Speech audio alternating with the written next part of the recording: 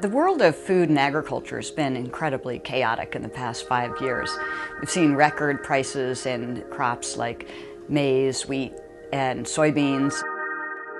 This incredible, volatile, and high-price environment has meant roughly 1 billion people are in food-insecure states right now. And this is coupled with climate variability as well as climate change. Agriculture is very dependent on weather in any location, and if climate changes in that area, you'll see potentially adverse impacts on the production in that area and the livelihoods of the people there. And if that affects markets and prices, that could also affect a lot of the poor.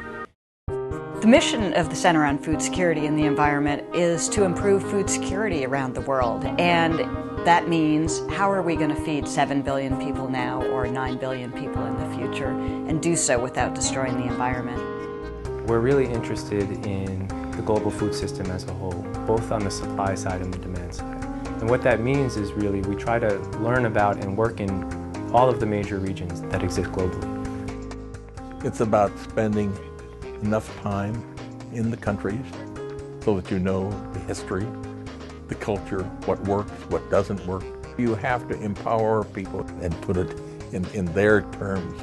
There's a lot of other groups who do great analysis but never actually go into the field, and there are some groups who go into the field but might only have a single disciplinary approach.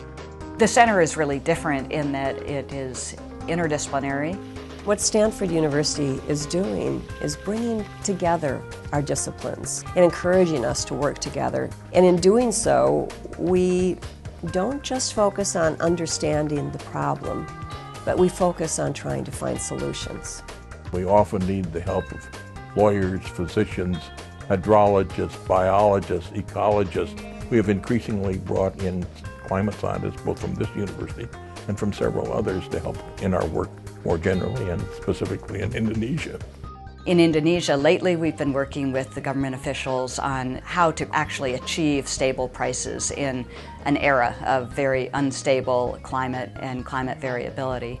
And we've developed models that use sea surface temperature data and actually predict, starting in August, which is the beginning of their main crop season, what the crop is likely to be 6 months out.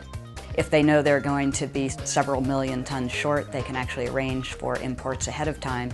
One of the things we strive to do here at FSC, I think, is to come up with very specific and practical recommendations for policymakers. We don't want to just say climate change requires a lot of adaptation. We want to be very specific and say, here are the 3 or 4 things that we could really do to help adapt to climate change. Our center is working in Benin, West Africa, on a system of solar-powered drip irrigation systems. And the issue here is that most of sub-Saharan Africa is rain-fed, has a long 8 or 9 month dry season where malnutrition really peaks. What's needed is small-scale distributed systems that can reach the poorest communities in particular. And what we have found in our system, it's irrigating crops that can deal with some of the biggest malnutrition problems. I think our project in Benin is really motivated by a look at the science and understanding where climate change impacts are likely to be hardest. We're really trying to understand not only the economic impacts, but the broader impacts as well in the community.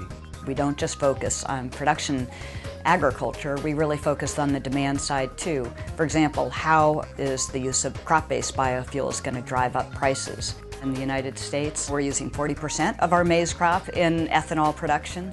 Once you put that much into the gas tank and take it away from the food table, it puts a lot of pressure on prices. People are beginning to understand the spillover effects, and there is increasing caution now, I think, about devoting more and more of the corn crop in this country to ethanol.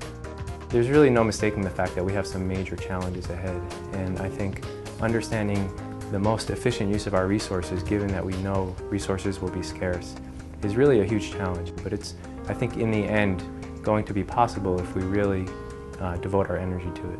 A lot of our focus is on training the next generation of leaders in this field. It's really key for us not only to train Stanford students, but to train people throughout the world. What pleases me most is we see the succeeding generation on the horizon. So we have a fairly long-run view of this.